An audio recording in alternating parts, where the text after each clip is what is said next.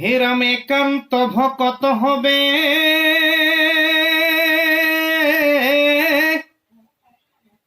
নিৰ্গুণ কৃষ্ণৰ গুণ গাৱে সদা বসিয়া যথাত বৈকুণ্ঠকু পৰিহৰি যোগীৰু হৃদয় এৰি অথাকে হৰি সাক্ষাতে তথাত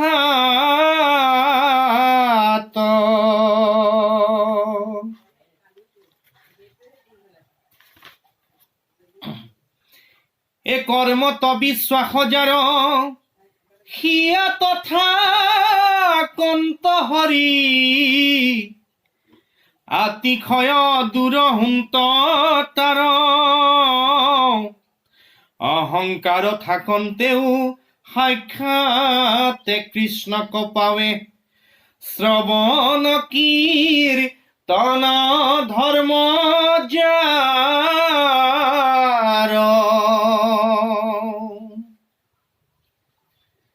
যিটো জনে শুদ্ধ ভাৱে হৰিত শৰণ লয়া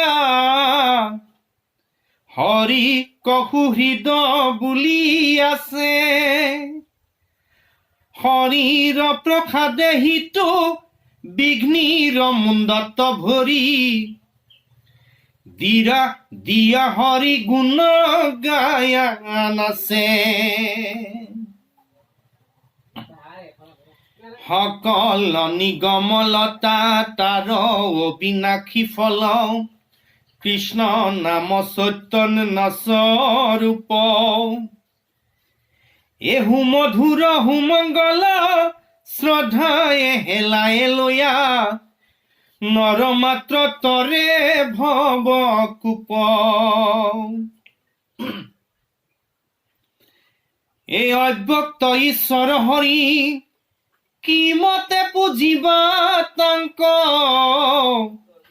ব্যাপকত কিবা বিসৰ্জন এটা অন্ত মূৰ্তি শূন্য কেন মতে চিন্তিবা হে ৰাম বুলি শুদ্ধ কৰা মন হে যিটো জনে কৃষ্ণ কথা বিচাৰে সময়ে মনে ধৈৰ্য ধৰি ক্ষণে কথা কয় যত তীৰ্থ স্নান দান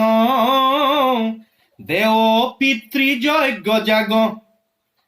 যুগাদিৰো ফল কপায়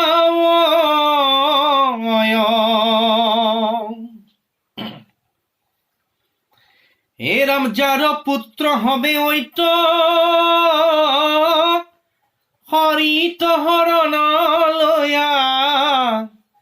হরি গুণ গাবে শুদ্ধ ভাবে দধি দুগ্ধ ঘৃত দধু নদীর জল কপিয়া এ পিতৃগণে ত্রিপিতিক পাৱে হে ৰাম সেহি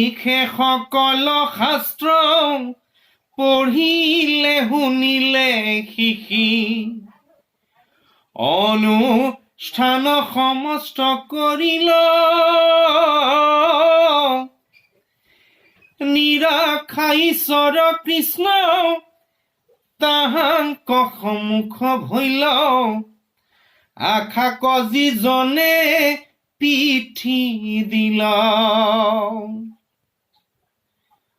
অপবিত্ৰ যিটো আতি পবিত্ৰ হুৱে বা যদি সমস্ত অৱস্থা আছে পায়া অকমল লোচন যিটো সুমৰে তাৰেখে শুদ্ধ বাহিৰে ভিতৰে হুৱে কায়া হে ৰাম হে শিখে চতুৰ যিটো পুণ্যৰ নিদান ভূত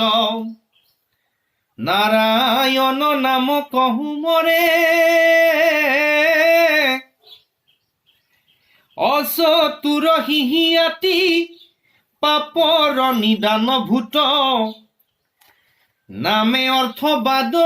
যিটো কৰে মহেশে বুলান্ত মূৰৰ কাৰাদি নাম শুনি পৰম প্ৰসন্ন শুৱে মন